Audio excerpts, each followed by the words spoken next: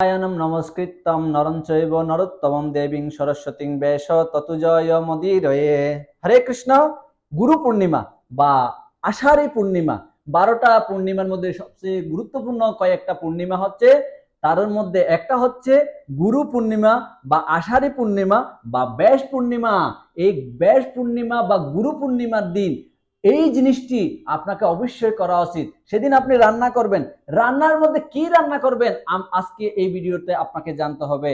সেদিন যদি আপনি এই জিনিসটি করুন তাহলে অবশ্যই ভগবান অত্যন্ত প্রসন্ন হয়ে আপনাকে বরদান করবে এবং কৃপা লাভ করবে। তো আমরা জানবো সে আষাঢ়ী পূর্ণিমা বা গুরু পূর্ণিমার দিন এত গুরুত্ব কেন।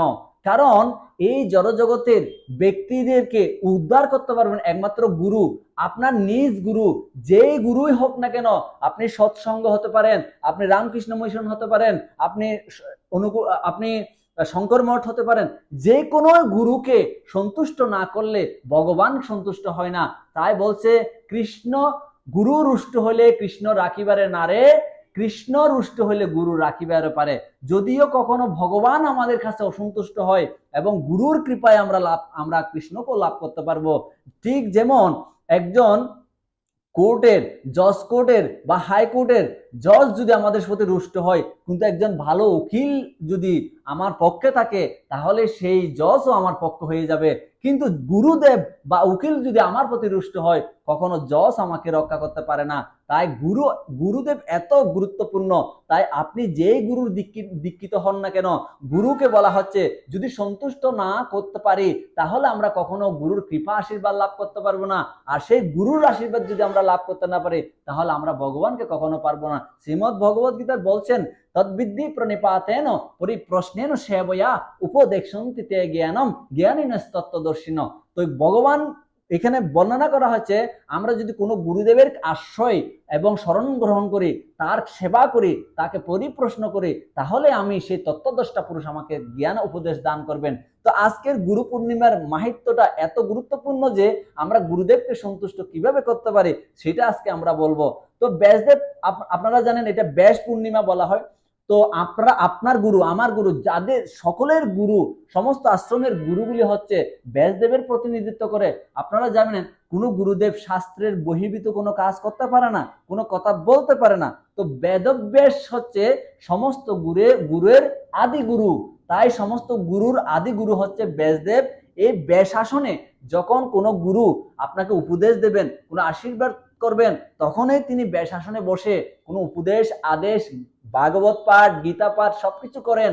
তাই সমস্ত গুরুরা হচ্ছে আপনার গুরু, আমার গুরু, সকলের গুরু হচ্ছে ব্যাসদেব। এবং সকলের গুরু যে মতের হোক না কেন, যে পথের হোক না কেন, সকলের গুরুর গুরু হচ্ছে ব্যাসদেব। এবং আপনি যে গুরুকে মানেন, আমিও একটা গুরুকে মানি, সেই আমাদের গুরুরা সকলেই ব্যাসদেবকেই মানেন। তাই এই দিনটা হচ্ছে, এই গুরু পূর্ণিমার দিন হচ্ছে ভগবান ব্যাসদেবের আবির্ভাব দিবস। এবং আবির্ভাব দিবস উপলক্ষে এই ব্যাস পূর্ণিমার দিন যদি আপনি গুরুদেবের সেবা করেন, স্বয়ং বেদব্যাস সন্তুষ্ট লাভ করবেন এবং বেদব্যাস সন্তুষ্ট লাভ করলে ভগবান সন্তুষ্ট লাভ করবেন। আমরা সংক্ষেপে জানবো বেদব্যাসের পরিচয়। আপনারা জানেন এই বেদব্যাস হচ্ছে পরাশর মুনি এবং সত্যবতীর পুত্র, এবং তিনি, তাকে বলা হয় সপ্তাবেশ অবতার। অনেকগুলি অবতার রয়েছে। আপনারা জানেন যুগ অবতার, মন্বন্তর অবতার, পুরুষ অবতার, গুণ অবতার, লীলা অবতার, তো এরকম অনেক অবতার রয়েছে। তার মধ্যে দিয়ে যেমন পুরুষ অবতারকে বলা হয়, পুরুষ অবতার হচ্ছে কারণ সেই বিষ্ণুকে বলা হয় পুরুষ অবতার। এন গুণ অবতারকে বলা হয় ব্রহ্মা, বিষ্ণু, শিব, এদেরকে বলা হয় গুণ অবতার। এবং আপনারা জানেন লীলা অবতার, লীলা অবতার হচ্ছে রাম, ভগবান বামন এবং নৃসিংহদেব, ওনাদেরকে বলা হয় লীলা অবতার। তারপরে হচ্ছে মন্বন্তর অবতার, অর্থাৎ 14 জন মনুর শাসনকালে যে অবতারগণ এসেছিলেন তাদেরকে বলা হয় মন্বন্তর অবতার। তারপরে হচ্ছে যুগ অবতার। যুগ অবতার হচ্ছে প্রিন্সি গর্ভ এবং হয়গ্রীব নামে ভগবানের অবতারগণ আবির্ভূত হয়েছিলেন, সেদিনকে বলা হয় যুগ অবতার। এবং সবশেষ হচ্ছে সপ্তাবেশ অবতার। ভগবান বৌদ্ধ এবং ভগবান বেদব্যাসকে বলা হয় সপ্তাবেশ অবতার। সপ্তাবেশ অবতার মানে হচ্ছে তিনি ভগবান ভগবান ব্যাসদেব সমস্ত জ্ঞানের অধিষ্ঠাত্র দেবতা ছিলেন, অধিষ্ঠাত্র অবতার ছিলেন, তাই তাকে বলা হয় ভগবান সত্তাবেশ অবতার। সমগ্র ঐশ্বর্য, বীর্য, শ্রী, জ্ঞান, বৈরাগ্য, যশ যার মধ্যে বিদ্যমান সে হচ্ছে পরম পুরুষোত্তম ভগবান। আর ভগবানকে সত্তাবেশ তার মধ্যে 6টা ঐশ্বর্যের মধ্যে, সমগ্র ঐশ্বর্যের মধ্যে যদি একটা ঐশ্বর্য সমগ্রভাবে তাকেও ভগবান বলা হয়। তাই ভগবান বেদব্যাস হচ্ছে তিনি জ্ঞানের অবতার, তাই তাকে সত্তাবেশ অবতার বলা হয়। তারপরে আপনারা জানেন এই গুরু পূর্ণিমার দিন চান্দ্র পঞ্জিকা অনুসারে আপনার কখন এই পূর্ণিমা ঢুকছে এবং কখন ছাড়ছে, তখন ওই দিন আপনি কি করবেন আজকের ভিডিওতে আপনি অবশ্যই জানতে পারবেন। এই ভিডিওটা যদি আপনার গুরুদেবকে সন্তুষ্ট করার লক্ষ্য হয় এবং ভগবানকে সন্তুষ্ট করার লক্ষ্য হয়, অবশ্যই আপনি একটা শেয়ার এবং লাইক কমেন্ট করে যাবেন।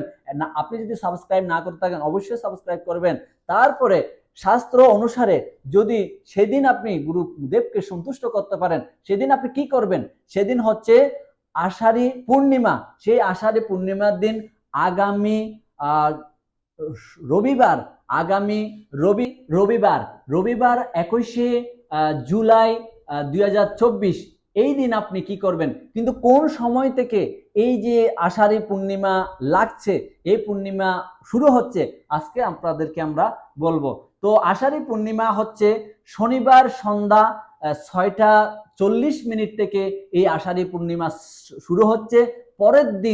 পরের দিন রবিবার একদম বিকাল 4টা 16 মিনিট পর্যন্ত এই আষাঢ়ী পূর্ণিমা বা ব্যাস পূর্ণিমা বা গুরু পূর্ণিমা থাকবে। তাহলে এই দিন আপনি কি করবেন, সেদিন আপনাকে যেটা করণীয়, আপনি প্রাতঃ ঘুম থেকে উঠবেন, প্রাতঃ ঘুম থেকে উঠে যেটা আপনার করণীয়, স্নান আদি করবেন, মঙ্গল আরতি করবেন। দেখুন, ভগবানকে যদি আপনি মঙ্গল আরতি করেন, ভগবানের বিগ্রহ যদি আপনার কাছে থাকে, তাহলে তাকে একটু সাজসজ্জা করাবেন, একটা ড্রেস পরাবেন সুন্দর। সেদিন আষাঢ়ী পূর্ণিমা, প্রতিটি পূর্ণিমার দিন ভগবানের সেবা সুন্দরভাবে করা উচিত। যেভাবে একটা পুষ্প দেবেন, ভগবান বলছে পত্রম পুষ্পম ফলম তুয়ম, পুষ্প, ফল, জল যতটুকু পারেন আপনার সামর্থ্য অনুসারে ভগবানকে সেদিন অর্পণ করবেন। এবং সেদিন অর্পণ করে সেদিন অবশ্যই আপনি গুরু পূজা করবেন। সকাল 7টার মধ্যে আপনাকে গুরু পূজা করতে হবে। সেই গুরু পূজার দিন নামহট্ট গ্রন্থের মধ্যে 21 থেকে 22 নম্বর পৃষ্ঠার মধ্যে লেখা আছে, শ্রীগুরু চরণ পদ্ম কেবল ভকতি সন্ম। এই ভকতি আমরা লাভ করতে পারি গুরুদেবের বন্দনা করার মধ্যে। এই বন্দনাটি অবশ্যই আপনি গাইবেন। সেদিন আপনি অবশ্যই গুরুদেবকে অনেক ব্যঞ্জন রান্না করে ভগবানকে অফার করে এবং গুরুদেবকে স্পেশালি আপনি গুরুদেবকে অফার করবেন সেই প্রসাদ। যখন ভগবানকে ভোগ নিবেদন করবেন, ভোগ থেকে কি করবে, আপনি ভোগ যখন 10 মিনিট ভোগ নিবেদন করলেন ভগবানকে, তারপর আপনি অবশ্যই আরো 5 মিনিট গুরুদেবকে বুক লাগাবেন। আর গুরুদেবকে বুক লাগানোর সময় অবশ্যই সেদিন আপনি সেই গুরু যে ভজন, শ্রী গুরু চরণ পদ্ম, এই ভজনটি আপনি গাইবেন এবং গুরুদেবের স্তুতি করবেন। গুরুদেব হচ্ছে আমাদের এই জড়জগৎ থেকে মুক্ত করার একজন ব্যক্তি। এই জড়জগতের ভব সমুদ্রে আমরা পতিত হয়েছি। গুরুদেব একজন ডাক্তার, ভব রোগ থেকে মুক্ত করার জন্য গুরুদেব আমাদের মধ্যে প্রকাশিত হয়েছে। গুরুদেব যদিও বা ভগবান নয়, কিন্তু গুরুদেব ভগবান তুল্য। যদিও বা গুরুদেব ভগবান না হতে পারে, কিন্তু ভগবানের সাথে গুরুদেব কিভাবে সংযুক্ত করতে পারে সেই গুরুদেব আমাদেরকে সেটা করে দেয়। তাই গুরুদেবের প্রতি আমরা অত্যন্ত কৃতজ্ঞ। বিশেষ করে ব্যাসদেব, সেদিন ব্যাসদেবের মহিমা কিরকম, যে ব্যাসদেব সমস্ত শাস্ত্র রচনা করেছেন। আপনারা জানেন ব্যাসদেবকে বেদব্যাস বলা হয়। এই বেদব্যাস বলার কারণ হচ্ছে তিনি সমস্ত বেদকে বিভিন্ন শাখায় বিভাজন করেছেন বিদায় তাকে বেদব্যাস বলা হয়। তার একটা টাইটেল হতে বেদব্যাস। আপনারা জানেন কৃষ্ণ দ্বৈপায়ন ব্যাসও বলা হয়। কৃষ্ণ দ্বৈপায়ন মানে হচ্ছে কৃষ্ণ বর্ণ ছিলেন, এবং কৃষ্ণ বর্ণ এবং দ্বৈপায়ন মানে হচ্ছে তিনি দ্বীপে জন্মগ্রহণ করেছিলেন বিদায় তাকে কৃষ্ণ দ্বৈপায়ন বলা হয়। এই বেদব্যাসের প্রতি আমরা কৃতজ্ঞ, কেননা এই বেদব্যাসের ঋণ শোধ করা আমাদের উচিত। আমরা কিভাবে ঋণ শোধ করতে পারি, কেন বেদব্যাসের আমরা ঋণ শোধ করব? কারণ এই কলিযুগে সমস্ত মানুষেরা অন্ধকারাচ্ছন্ন অধপতিত, সেখান থেকে মুক্ত হওয়ার জন্য তিনি সমস্ত শাস্ত্র আমাদেরকে দিয়েছেন। সমস্ত শাস্ত্র যদি আমাদেরকে না দিতেন তাহলে আমাদের গুরু পেতাম না, আমরা গুরুদেবের প্রতি জানতাম না, ভগবান সম্পর্কে জানতাম না, এই জড় বিশ্ব ব্রহ্মাণ্ড সম্পর্কে জানতাম না। না জানার ফলে আমরা এই জড় জগতে পুনরূপী জননম পুনরূপী মরণম পুনরূপী জননী জঠরে আমরা আবদ্ধ হতাম। তো আমি আমরা কি করে এই ব্যাসদেবের ঋণ শোধ করতে পারি? আমরা যদিও বা শোধ করতে পারবো না, গুরুদেব এবং ব্যাসদেবের কখনো ঋণ শোধ করতে আমরা পারবো না, তথাপি আমরা তাদেরকে একটু সন্তুষ্ট করতে পারি। আমি যদি ব্যাসদেবের উল্লিখিত যে গ্রন্থগুলি আমরা অধ্যয়ন করি, গীতা, ভাগবত, চৈতন্য চরিতামৃত, বেদ, পুরাণ আমরা যদি অধ্যয়ন করি, তাহলে ব্যাসদেবের প্রতি কিছুটা ঋণ হলো আমরা লাঘব হতে পারবো, আমরা শোধ করতে পারবো। তো উনার প্রতি, ব্যাসদেবের প্রতি আমরা কৃতজ্ঞ মানি, গুরুদেবের প্রতি কৃতজ্ঞ। গুরুদেবের প্রতি যদি একটু গুরুদেবকে সন্তুষ্ট করতে চাই, অবশ্যই ভগবত প্রদত্ত বেদ পুরাণগুলি আমাদের অবশ্যই পড়া উচিত। তো এই দিন আপনি, সেদিন আপনি অবশ্যই এই জিনিসটি করুন। ব্যাসদেবের মহিমা সম্পর্কে আপনারা জানলেন। ব্যাসদেব এমন একজন ব্যক্তি যিনি সমস্ত গুরুদেবের গুরু, সমস্ত গুরুদেবের গুরু হচ্ছে ব্যাসদেব। তাই এদিন আপনি যেটা করবেন সেটা হচ্ছে, সেদিন আপনি অন্ন রান্না করবেন। অন্নের মধ্যে অবশ্যই আপনি এই জিনিসটি করবেন না, যে জিনিসটি কি, আপনি যেদিন অন্ন রান্না করবেন সেদিন রবিবার সকালে ঘুম থেকে উঠে রান্না করবেন। রান্না করে সে অন্ন কখনো মাছ এবং ডিম, মাংস কখনো সেদিন প্রদান করবেন না, খাবেন না, গ্রহণ করবেন না, সেদিন করবেন না। যদি করেন তাহলে গুরুদেবের প্রতি মহা পাপ হয়, কারণ সেদিন হচ্ছে ব্যাস পূর্ণিমা। সে গুরুদেবের প্রতি যদি আমি সন্তুষ্ট করতে চাই, তাহলে অবশ্যই সেদিন আপনি অন্ন আদি ব্যঞ্জন রান্না করবেন। সেখানে আপনি অন্নের সাথে বিভিন্ন ব্যঞ্জন আপনি মিক্স করে দেবেন। তাহলে গুরু পূর্ণিমা সার্থক, গুরুদেব সন্তুষ্ট, ভগবান সন্তুষ্ট এবং গুরুদেবের প্রতি কৃপা আমরা সেদিন অবশ্যই লাভ করতে পারবো। অবশ্যই এটা যদি আপনি করেন, কারণ শাস্ত্রে বলা হয়েছে অন্নাৎ ভবন্তি ভূতানি পূজ্যান্নাৎ অন্ন সম্ভব। ভগবান বলছেন প্রাণীগণ অন্ন খেয়ে জীবন ধারণ করেন। সেই অন্ন যদি আমি অন্নের সাথে যদি অমেদ্য খাবার মিক্স করে দিই, তাহলে সেদিন আমাদের কোনোদিন কৃপা লাভ হবে না। তাই আমি অনুরোধ করব, সেদিন আপনি অন্ন ভাগ করবেন, অবশ্যই ভগবানকে নিবেদন করবেন একটা তুলসী দ্বারা। কারণ সেদিন যদি আপনি তুলসী প্রদান না করেন, ভগবানকে তুলসী দ্বারাই ভগবানকে নিবেদন করবেন, কিন্তু সেদিন অবশ্যই ভগবানকে নিবেদিত প্রসাদ, ভগবানকে ভোগ নিবেদিত প্রসাদ আপনি গুরুদেবকে নিবেদন করবেন। আগে বলে কখনো গুরুদেবকে এই ভোগ নিবেদন করবেন না।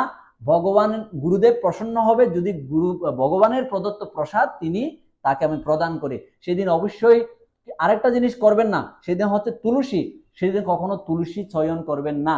আগের দিন তুলসী চয়ন করে রাখবেন। অনেকে বলে যে তুলসী গুরুদেবের চরণে দিয়ে দে, গুরুদেবের বুকে দিয়ে দে, এই অপরাধটুকু কখনো করবেন না। কারণ গুরুদেব ভগবান নয়, গুরুদেব হচ্ছে ভগবানের কাছের জন। তাই আমাদের উচিত হচ্ছে গুরুদেবের বুকে এবং চরণে কখনো তুলসী দেওয়া যাবে না। এই জিনিসটা অনেকে ভুল করে। এখন তাদের গুরু, যারা এটা নিবেদন করে তাদের গুরু হয়তো কোনোদিন বলে নাই, কিন্তু ভালোবেসে গুরুদেবকে বুকে দেয়, কিন্তু এটা অপরাধ। তাই আমি অনুরোধ করব, ভগবানকে চরণে তুলসী দেবেন এবং রাধারানীর হাতে তুলসী দেবেন এবং গুরুদেবের হাতে একটা তুলসী দেবেন। অর্থাৎ আমাদের হয়ে গুরুদেবের হয়ে আমরা যে সেবা করি, গুরুদেব কি করে ভগবানের সেবা করতে যোগ্য, আমরা যোগ্য নয়। তাই গুরুদেবের ডান হাতে একটা তুলসী দিয়ে দেবেন, যাতে গুরুদেবও ভগবানের কাছে সেবা করতে পারে ওই তুলসী দ্বারা। তাই কখনো ওই দিন আপনি কখনো গুরুদেবের বুকে বা চরণে তুলসী দেবেন না। সেদিন আপনি অবশ্যই নিজ গুরুদেবের বন্দনা করবেন। নিজ গুরুদেবেরকে যদি বন্দনা করি এবং ব্যাসদেবের বন্দনা হবে, ব্যাসদেবের বন্দনা হলে গুরু পূর্ণিমায় আমাদের সার্থক হবে। সেদিন আপনি কখনো মাছ, মাংস, ডিম খাবেন না। বেশি বেশি হরিনাম করবেন এবং অবশ্যই জপ, গীতা, ভাগবত অধ্যয়ন করার মাধ্যমে ভগবান ব্যাসদেবের প্রতি কিছুটা ঋণ হলো আমরা শোধ করতে পারবো। হরে কৃষ্ণ। যদিও বা গুরুদেবের প্রতি কখনো আমরা ঋণ কোনোদিনও শোধ করতে পারবো না, তথাপি আমরা সন্তুষ্ট তো করতে পারবো আমরা এই গ্রন্থগুলি অধ্যয়ন করার মাধ্যমে। হরে কৃষ্ণ। একটু যদি আপনার গুরুদেবকে আমার এই ভিডিওর মাধ্যমে সন্তুষ্ট করতে পারেন, অবশ্যই লাইক বাটনটা ক্লিক করবেন, কমেন্ট করবেন, শেয়ার করবেন। হরে কৃষ্ণ।